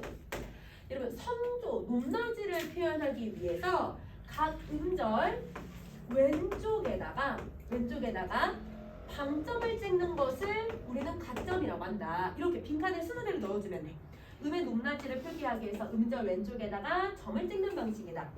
근데 여러분 요것도 이제 정리를 해봐야 돼. 우리는 이제 의문체계도 배웠으니까 현대국어에 적용을 해보면 음의 높낮이라는 건 여러분 소리의 어떤 이런 높이, 낮이, 성조 그거잖아요. 얘는 자음 모음이랑 같이 결합해서만 소리 낼 수 있는 애들이야. 그러면 얘네들은 나눌 수 없는 음운이거든요. 나눌 수 없는 음운은 혹시 뭐라고 했는지 혹시 기억나요, 여러분? 비분절 음운이에요. 맞아요. 그래서 여러분 사실 비분절 음운을 표기하는 방식이에요. 비분절 음운을 표기를 해요. 근데 옛날에는 소리에 높낮이가 있었나 봐요. 근데 현대국어는 소리에 장단이 있죠. 이거는 좀 차이점이에요. 옛날에는 높낮이, 지금은 장단. 이렇게 좀 차이가 있어. 자, 그럼 정리해보자. 여러분 총 4가지의 방법을 사용을 하는데요. 선생님이 그냥 번호로 거의 표지만 번호로 매길게요. 첫 번째는 여러분 누구냐면 평성이라고 하는 애예요. 이 평성은 소리가 가장 낮은 소리예요. 그 가장 낮은 소리를 표기하기 위해서 점을 찍지 않아요. 점을 안 찍어요. 그래서 거기 아래 얘들아 선생님 옆에 예시에 활이라고 하는 단어를 넣어놨을 거야. 그럼 아마 읽었을 때 활 낮게 낮은 소리로 냈을 거야. 자, 그 다음에 여러분 두 번째는 거성이라고 하는 애인데요. 거성은 아주 높은 소리를 얘기를 해요. 그 높은 소리를 표기하기 위해서 점을 하나만 찍어요. 왼쪽에. 그럼 옆에 칼이라는 글자가 옛날엔 갈이라고 지금 소리가 나고 있죠. 여러분 이 갈은 그러면 아마 옛날에 활보다는 발 이렇게 했으면 갈 높이 소리를 냈을 거야. 자, 그 다음에 이제 세 번째는 상성이라고 하는 글자인데요. 이 상성이라고 하는 애는 여러분 낮았다가 높아지는 소리이기 때문에 점을 두 개를 갖다 찍어요. 점을 두 개를 찍어요. 자, 그래서 처음이 낮고 높은 소리니까 여러분 돌 이렇게 올리면서 소리를 냈을 거야. 그러니까 얘는 요렇게 상성. 자, 그러면 여기까지는 점을 가지고 구분하기가 좀 쉽겠죠. 근데 이제 마지막 요 녀석이 문제인데 입성이라고 하는 애가 있어요. 끝을 빨리 닫아버리는 소리인데요. 끝을 빨리 닫아버리는 이 입성은 점을 안 찍기도 하고요. 점을 하나만 갖다 찍기도 하고 점을 두 개를 갖다 찍기도 해요. 그러니까 얘는 점을 지 맘대로 쓰고 싶은 대로 그냥 쓰는 거야. 그러니까 여러분 상성 입성, 거성 입성, 평성 입성 구분하기가 매우 어려워요. 그러면 이거를 구분하는 방법은 어떻게 구분을 해주시면 되냐면 받침에 기역, 디귿, 비읍, 시옷이 오면 그러면 여러분 얘는 입성이라고 생각을 해주면 돼. 받침이 기역, 디귿, 비읍, 시옷. 우리 아까 이런 팔종서법 했을 때 현대국어랑 다르게 시옷이 더 포함이 됐었단 말이에요. 근데 이제 시옷을 만약에 뺀다고 하면 기역, 디귿, 비읍이 현대국어에 지금 무슨 소리랑 비슷하냐면 우리 평파열음, 그치? 음절의 끝소리 규칙에서 기역, 디귿, 비읍만 대표음으로 소리 나는 것처럼 이게 평파열음으로 소리가 나요. 평음인데 파열음. 그래서 여러분 각, 닷, 밥 선생님이 지금 받침에 기역, 디귿, 비읍을 발음을 했을 때 어떻게 소리가 나냐면 각, 다, 밥 끝을 빨리 이렇게 끊어버리듯이 소리를 내잖아요. 그게 빨리 닫아버리는 소리예요. 그 빨리 닫아버리는 소리를 낼 때 입성 표시를 했다. 이렇게 생각을 해주면 돼. 그래서 거기 있는 깃, 입, 나 이렇게 소리를 낸다라는 거야. 점을 하나를 찍든 두 개를 찍든 안 찍든. 자, 그러면 이 가점이라고 하는 건 언제 없어지냐면 여러분 임진왜란 이후부터는 좀 없어져요. 근데 아까 임진왜란의 기준이 언제였냐면 16세기 말이었잖아요. 그래서 얘가 소실되는 게 16세기 말쯤 없어진다. 자, 근데 완전 다 없어진 거는 아니고 얘네들의 영향을 받은 게 딱 하나가 있어요. 누구에게 영향을 받았냐면 요 녀석이에요. 상성. 얘는 영향을 받거든요. 자, 3번을 보세요. 자, 아까 돌은 낮았다가 높아져야 되기 때문에 다른 활이나 갈처럼 여러분 평성이나 거성이랑은 다르게 얘는 소리가 어떻게 나냐면 더 길게 빼고 있어. 왜냐면 낮았다가 높아져야 되니까. 그러면 이게 길게 다른 음들보다 길게 소리가 나니까 우리 현대국어는 뭘 써요? 장음을 쓰잖아요. 그 장음에 영향을 줘요. 자, 영향을 줬지 얘들아. 상성이 장음으로 바뀐 게 아니야 얘들아. 바뀐 게 아니라 여러분 얘가 영향을 주는 거. 그래서 여러분 상성이 장음에 영향만 준 거야. 그래서 여러분 거기에 현대국어의 장음에 영향을 준다. 절대 얘들아 바뀐 거 아니야 얘들아. 상성에서 장음이 됐어요. 문제 틀린 거. 상성이 장음에 영향을 줬다. 이건 맞는 말. 자, 그 다음에 여러분 네 번째 갈게요. 자, 네 번째. 아까 여러분 선생님 무슨 음문이라고 했냐면 비분절 음문이라고 했죠. 그래서 여러분 비분절 음문이기 때문에 그래서 선조를 통해서 단어의 뜻을 구분할 수 있어요. 맞아요. 우리 음문이니까 단어의 뜻 구분할 수 있어요. 왜냐면 세종문제 나중에 좀 이따 가선이랑 가겠지만 여러분 다음 시간에 하겠지만 여기에 점을 하나를 찍는 경우가 있고 안 찍는 경우가 있거든요. 그러면 하나는 관형격이고 하나는 주격이래요. 의미가 달라져요. 주어가 될 수도 있고 관형어가 될 수 있어요. 그렇게 의미가 달라지기도 해요. 자, 그럼 이제 다음 페이지로 가셔서 여러분 우리 뭘 가냐면 종성표기법을 한번 가볼게요.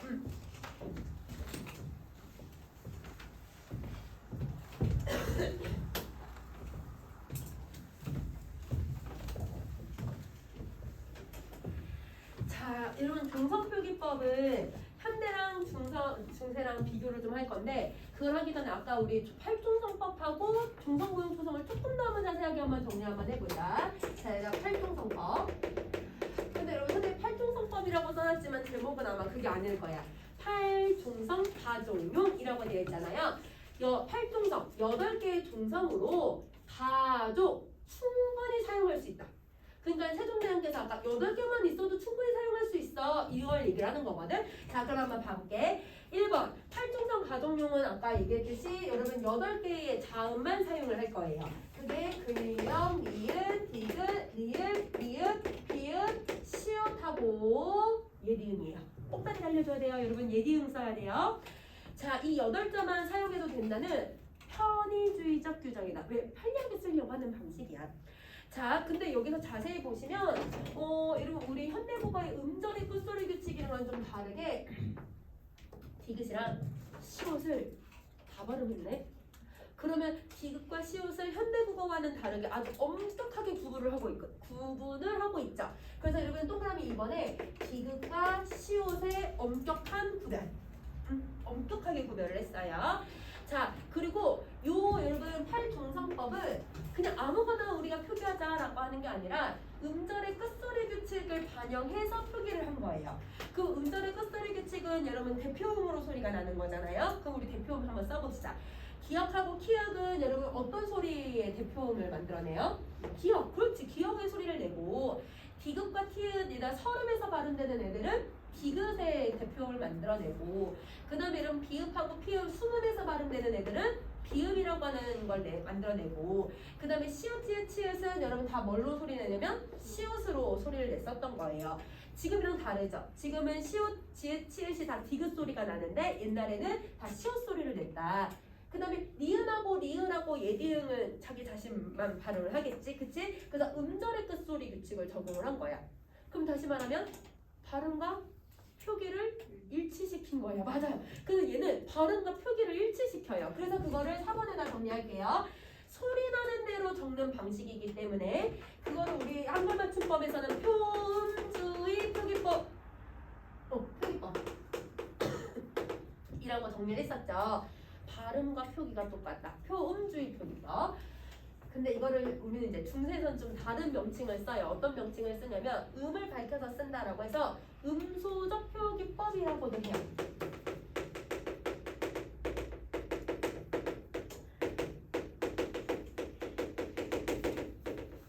얘들아 이게 발음 표기야. 발음 표기가 똑같은 거. 자, 그러면 여러분 근데 예외적으로 반치음이라고 하는 애가 있잖아요. 반치음이 팔중성에 들어가지는 않지만 이 중세 이때 얘들아 팔중성법을 쓰기로 약속한 때에도 반치음을 받침에 쓰는 경우가 종종 많이 있었어. 그래서 여러분 저기 선생님 예시에 보면 여세밥, 이, 이런 식으로 여러분 썼거든요. 이게 동성으로 대부분 좀 사용을 하기는 했었다. 반치음을. 그래서 반치음을 동성에 썼고 그 흔적을 제주도에서 찾아볼 수 있다. 얘들아. 이게 아우라는 뜻이잖아. 그래서 제주도 사투리로 야 아시아 동생한테 아시아 이렇게 하거든. 그래서 어른들 그 좀 남자 어른들이 야 이 아시아 이리 오라 이렇게 해서 막 이렇게 하거든요. 아시 이게 뒤로 넘어가서 소리가 나는 거. 이게 제주도에 있어 얘들아. 그래서 옛날에는 반치음을 쓰기도 했었구나 이렇게 생각을 해주면 될 것 같아. 자, 이거를 제외하고는 다 8개만 표기하는 거. 이게 중성부영초성. 팔중성법. 자, 그 다음에 이제 두 번째 종성부영초성을 할게요. 자, 종성부영초성은 여러분 아까 세종대왕에서 우리가 처음 만들었을 때 초성 17글자를 만들었잖아요. 그 초성 17글자를 모두 종성에 쓸 수 있다라고 하는 원칙이에요. 근데 표기상의 원칙은 아니었다. 왜? 표기상의 원칙은 뭘 쓰자고 했었어? 팔중성법을 쓰자고 했기 때문에 이게 원칙이 아니라 얘가 원칙. 얘는 약간 허용 같은 느낌? 얘가 원칙, 얘가 허용. 이런 느낌이에요. 자, 그럼 얘는 받침을 다 쓸 수 있기 때문에 지금 현대국어에서 우리 한글 맞춤법에서 배웠던 걸 생각을 하면 형태소의 기본형을 다 밝혀서 쓰는 거랑 똑같아요. 형태소의 원형을 밝혀 쓰는 걸 우리는 표의주의법이라고 했었거든요. 그래서 얘는 표의주의 표기법이라고도 하고 형태소의 형태를 다 밝혀서 낸다라고 해서 얘를 다른 말로 형태음소적 표기법이라고 해요. 그래서 조금 어렵게 나오면 한글 맞춤법도 여러분 문제 한 문제 낸다고 하셨잖아요. 얘랑 연결해서 여러분 요거 팔중성법이랑은 여러분 팔중성법은 소리 나는 대로 쓰는 거 얘는 어법에 따라 적는 거 이거 이렇게 구분하는 문제를 수능에서도 중세랑 현대를 연결해서 문제를 내. 그럼 학교 선생님도 그렇게 해서 연결해서 문제 내실 수도 있어. 그래서 요 원리를 좀 기억을 해줘 얘들아. 자 그러면 요거를 이제 중세 근대 현대를 나눠서 선생님이랑 정리 한번 표로 한번 정리를 해봅시다.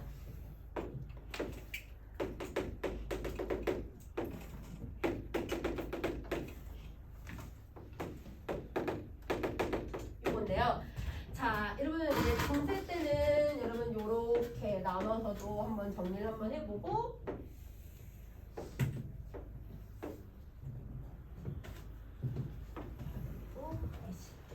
자, 우선은 여러분 제일 먼저 방식을 한번 보는데 아까 세종대왕이 얘들 맨 처음 만드실 때는 팔종선법을 원칙으로 했지만 근데 여러분 동성부용 초성이 훈민정음에는 들어가 있어. 그래서 뭐 윤변천가나 일부의 작품들에는 이게 쓰였다고 했잖아요. 그래서 두 가지가 다 있어요.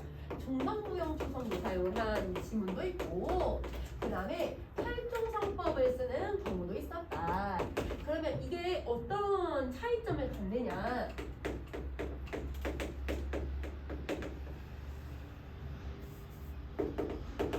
이렇게 한번 봐보자.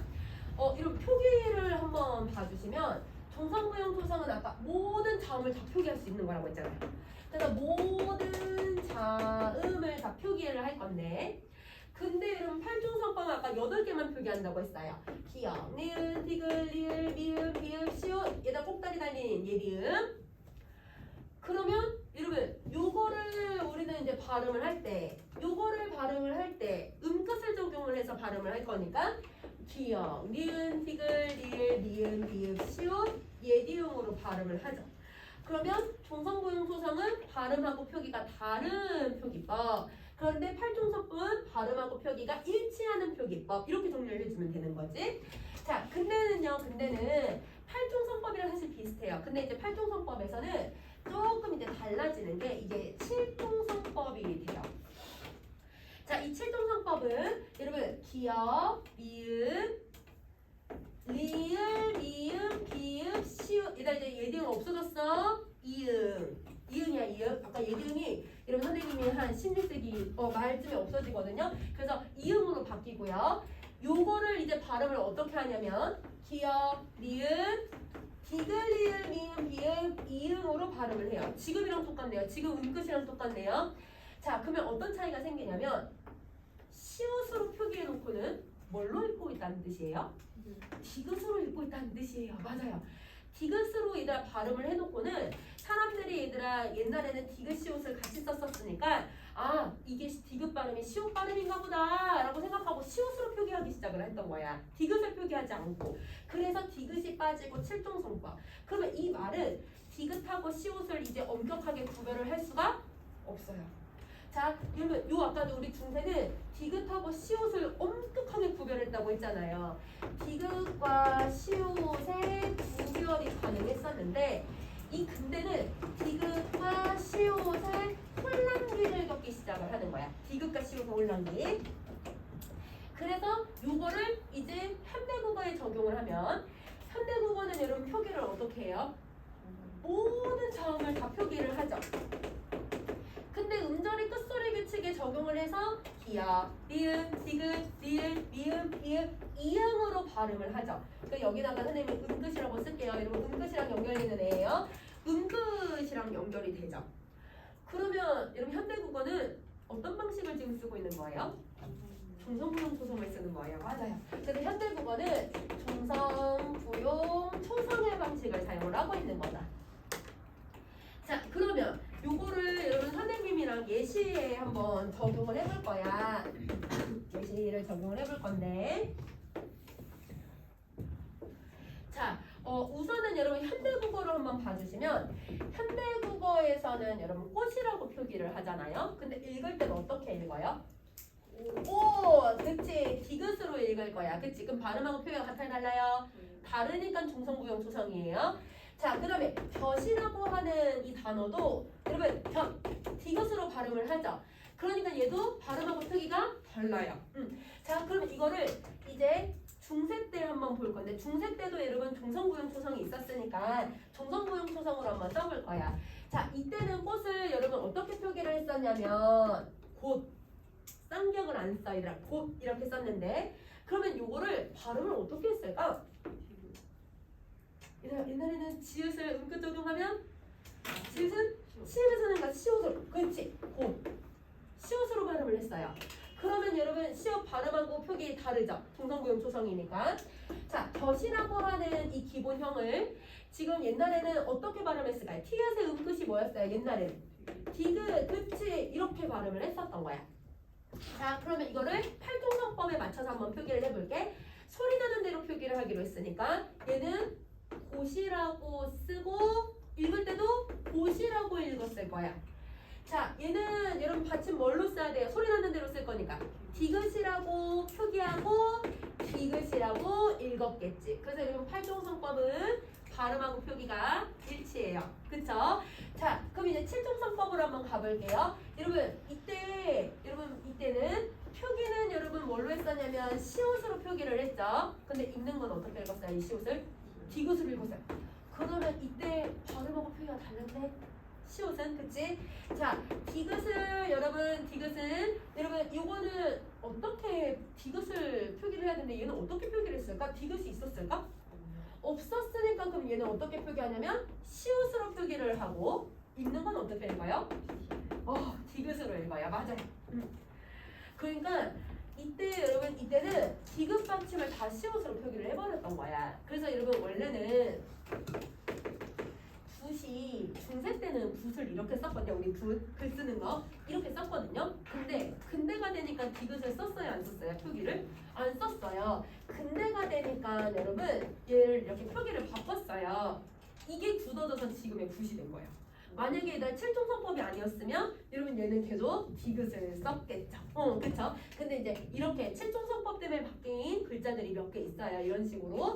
또 뭐가 있냐면 원래 나의 뜻도 원래는 받침이 디귿이었어요. 근데 칠종성법에 의해서 여러분 디귿을 이제 못 써요. 그러니까 어떻게 썼을까? 시옷을 쓴 거야. 그러니까 이제 지금도 계속 뜻할 때는 시옷 받침을 쓰는 거죠. 이게 여러분 이 받침의 원리라고 생각을 해주시면 돼요. 자, 그러면 이제 표기를 한번 갑시다. 표기 옆에 플러스 있는 거 선생님 졸면서 누른 것 같아. 나중에 뽑아보니까 이런 게 있더라고. 그래서 내가 졸면서 막 이렇게 만들어가지고 이게 있더라고요. 이거는 그냥 아무 의미 없어요. 여러분 중요한 그런 뭐가 아니에요. 자, 그럼 이제 가봅시다. 여러분 표기예요, 표기. 자, 이런 표기는 우선은 여러분 기본적으로 세 가지의 원리를 가지고 있어요. 근데 이제 세 가지 원리에서 첫 번째는 이어적기인데요. 이어적기를 한자로 연설이라고 해요. 아까 선생님이 연설랑 연설은 구분해줘야 된다고 했어, 그치?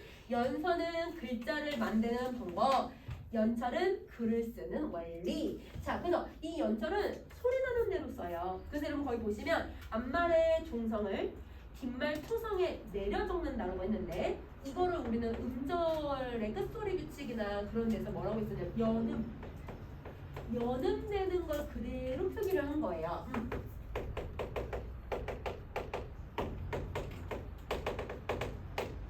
연음되는 발음을 그대로 표기하는 방식을 이어적기라고 생각을 해주시면 돼요.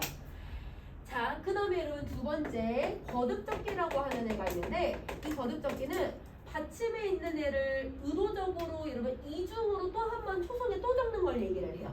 그래서 얘는 이중으로 적는다라고 해서 중철이라고 적어요. 중철. 자, 그 다음에 여러분 세 번째 끊어적기는 여러분 우리 언제 썼냐면 여러분 우리 그 한글맞춤법 할 때 아까 여러분 표의주의 표기법 표의주의 표기법이 끊어 적는 방식이잖아요. 나눠서 적는다라고 해서 분설이라고 해요. 자, 그럼 그거를 이제 표에다가 한번 적용을 해볼 거야. 자, 여러분 이어적기라고 하는 애를 우리 거기 표에 있는 예시에 한번 맞춰서 써보자. 여러분 사람이라고 하는 단어가 있고 여기 이라고 하는 자음 주격조사가 왔어요. 미음을 뒤로 넘겨서 적는 게 이어적기예요. 그럼 이걸 어떻게 적으면 되냐면 사로미 그치 이렇게 적어주면 이어적기가 되는 거지. 자, 거듭적기는 사람이라고 하는 단어에다가 이가 있으면 미음을 이중으로 쓸 거예요. 그럼 이중으로 쓰면 사롬 사람이라고 써줄 거야. 자, 그 다음에 끊어적기는 여러분 끊어서 쓰는 방식이니까 이거 그대로 사롬하고 이라고 적어주면 되는 거죠. 자, 이렇게 해서 여러분 이어적기, 거듭적기, 끊어적기가 있어요. 그럼 이제 여러분 동그란 표시 한번 해보세요. 이어적기는 표음주의예요, 표의주의예요. 표음, 그치, 소리 나는 대로 쓰는 거니까 표음 동그라미. 자, 그 다음에 여러분 끊어적기 먼저 할게. 끊어적기는 여러분 표음이에요, 표의예요. 표의, 끊어적기는 표의. 그런데 거듭적기는 사실 둘 다 아니야. 그냥 혼용혼란기에 적었던 거라서 표의가 다 들어가 있는 방식이라고 생각을 해주면 돼. 그래서 얘는 어느 하나로 딱 규정하지는 않고 표음이다, 표의다라고 하지 않고 두 가지가 혼란을 겪던 시기에 나타나는 방식이라고 생각을 해주시면 돼요. 선생님이 얘들아 나타난 시기를 썼는데 나타난 시기지 주로 쓰인 시기가 아니야. 여러분 이어적기는 나타난 시기여서 15세기, 16세기의 모습을 가져요. 그러면 이 15세기, 16세기부터 언제까지 쓰이냐면 20세기 초까지 다 쓰여요. 그러니까 여러분 이 우리나라가 얘들아 맞춤법을 제정하기 전까지 계속 쓰던 방식이야. 제일 주된 방식이에요. 거듭적기가 언제 나오냐면 17세기, 19세기. 즉 여러분 근대에 나와요. 근데 잘 쓰인 건 아니에요. 나온 게 이 시기예요. 그 다음에 끊어적기는 나온 거는 이 시기라고는 했지만 사실은 좀 더 앞으로 보기는 해요. 근데 나오기는 했어요. 그래서 여러분 사실은 17세기, 19세기에 나왔어요. 근데 이제 이 끊어적기가 주로 쓰인 게 21세기. 지금 우리가 쓰고 있는 방식이지. 그래서 여러분 선생님 20세기라고 써놓긴 했지만 엄밀히 얘기하면 여러분 17세기, 19세기 표기에도 끊어적기가 있다라고 생각을 해주시면 돼요. 자, 그 다음에 좀 특이한 현상을 하나 더 설명할 거예요. 여러분 선생님이 거기 이제 어떤 예외 현상이 있냐면 이렇게 표기를 할 때 예외의 표기가 하나 있어요. 어떤 거냐면 재음소화.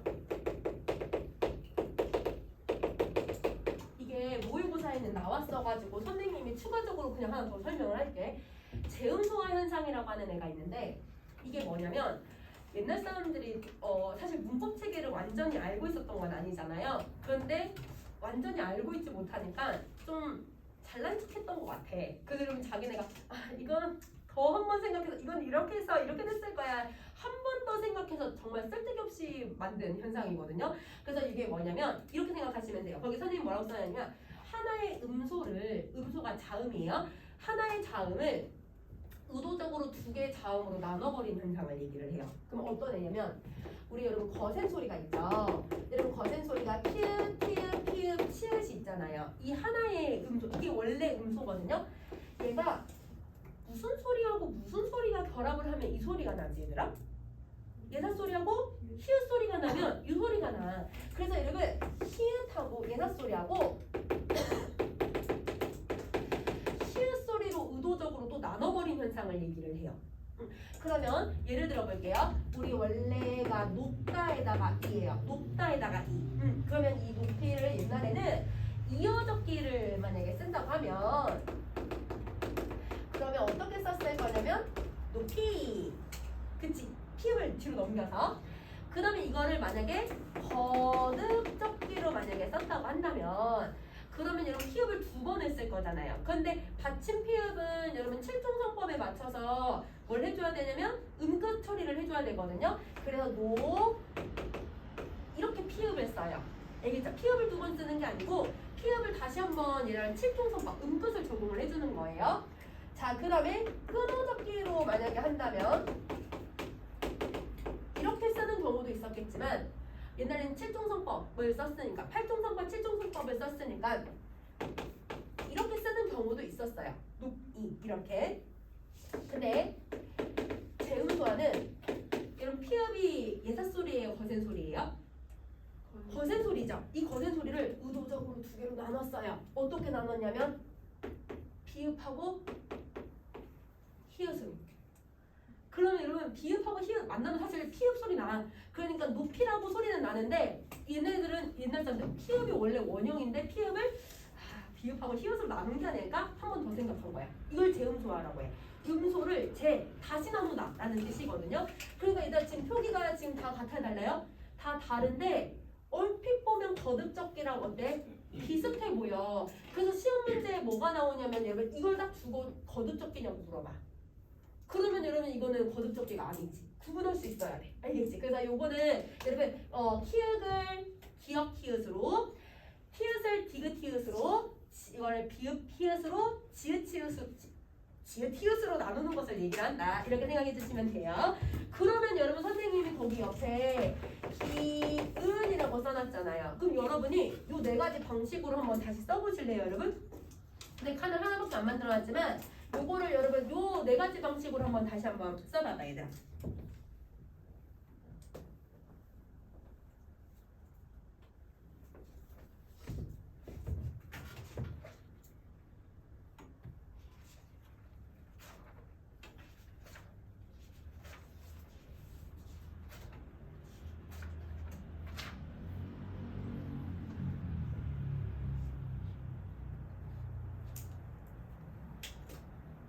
그럼 한번 해볼게.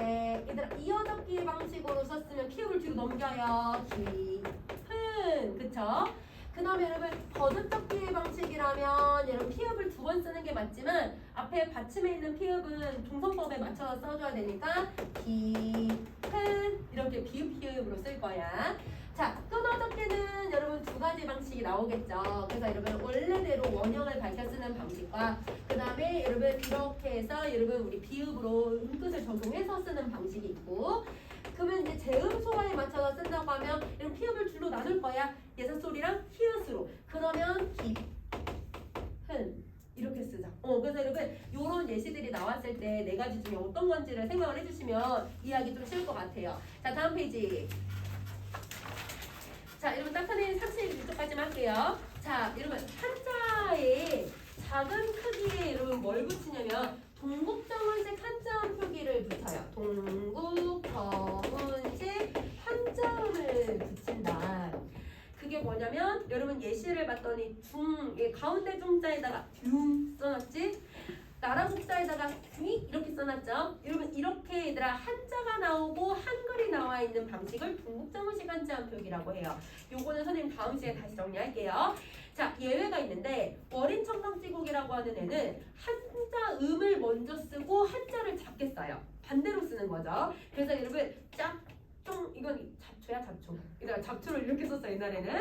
자, 그리고 여러분 용변창하 같은 경우는 한자만 써요. 그래서 여러분 육룡, 해동육룡이 나르샤라고 해동육룡이라고 그냥 한글 없이 써버리는 방식이지. 이렇게 얘들 한자를 쓰는 방식이 여러 가지였다. 자, 그 다음 네 번째 갈게. 여러분 그림을 보면 아시겠지만 문장을 적을 때 여러분 띄어쓰기가 있어요 없어요? 띄어쓰기 없어요. 그래서 여러분 거기에 띄어쓰기를 안 한다. 띄어쓰기 없다. 자, 그리고 무슨 적기를 하냐면 세로 적기를 해요. 세로 적기를 하고 있다. 세로 적기. 자, 그러면 여러분 글자를 쓰는 방식을 보세요. 세로 쓰기를 할 때 위에서 아래로 써요. 그래서 여러분 위에서 아래로 쓰고 있고요. 그리고 글자를 쓸 때는 지금이랑 다르게 지금은 어떻게 써요? 선생님 이렇게 쓰면 왼쪽에서 오른쪽으로 쓰지만 옛날에는 오른쪽에서 왼쪽으로 이렇게 글자를 썼어요. 그래서 오른쪽에서